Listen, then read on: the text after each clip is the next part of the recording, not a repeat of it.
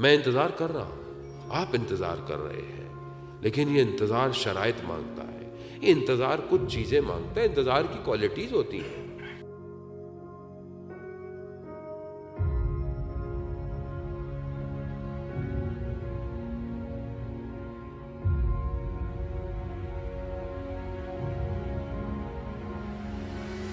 میں ابھی شب عاشورہ بھی جو مجلس پڑھ رہا تھا اسلامک سینٹر میں، وہ میں نے وہاں ایک واقعہ آپ کی خدمت میں دوستوں کو پیش کیا، لیکن میں لاسٹ ٹائم کربلا میں گیا اور ابھی مارچ کے اندر، تو میری فیملی بھی ساتھ تھی، میرا بیٹا بھی ساتھ تھا۔ بیٹا بہت ضد کیا کہ میں نے جانا ہے حرم، جو دوست بیٹھے ہوں گے ان کو یہ واقعہ ذہن میں ہوگا، میں نے بھی جانا ہے حرم، میں نے بھی جانا ہے۔ ضد کیا کہ آپ رات کو جاتے ہیں، عبادت کرتے ہیں، ہم بھی جائیں گے۔ خیر وہ میں تھکا ہوا تھا تو میں نے اپنے بردر ان لاء کے ساتھ اپنے بیٹے کو بھیج دیا، وہ چلا گیا۔ میں نے اس کو یہ کہا کہ حضرت عباس کی زیارت کر کر واپس لے آئے گا، یہ اتنی دیر جاگے گا نہیں۔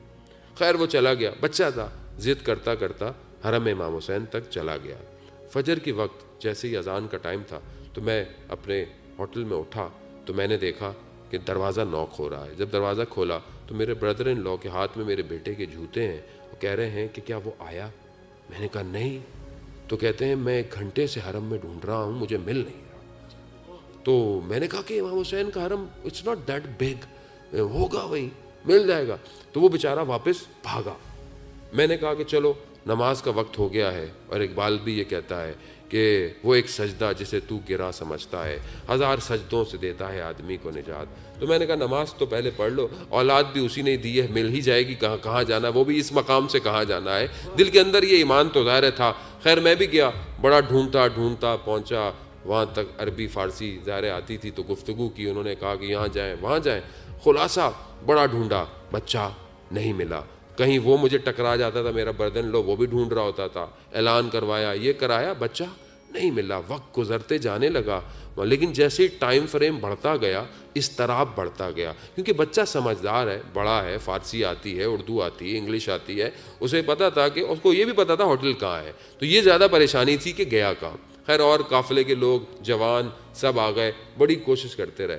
اسی اثنا میں حرم میں جب کئی چکر لگے کونے کونے پر، تو میں نے امام حسین کی زری کے سامنے کہا مولا یہ تو میں جانتا ہوں کہ آپ جانتے ہیں بچہ کہاں ہے، دنیا میں کہیں ہو تو آپ کو پتا، یہ تو آپ کے حرم سے بچہ کہیں گیا ہے، کیسے ہو سکتا ہے گا آپ کو نہ پتا ہو۔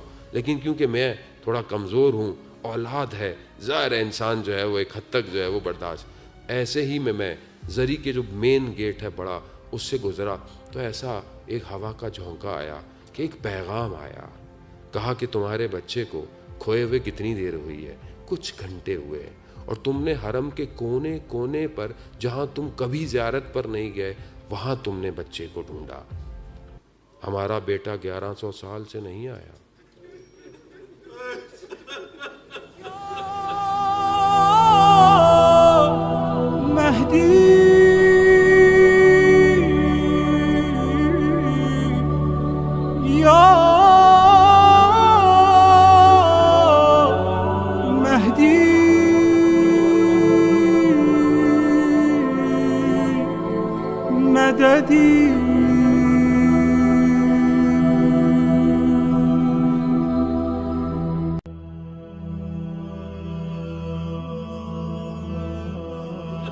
کیا تم نے 1 گھنٹہ اس طرح ڈھونڈا؟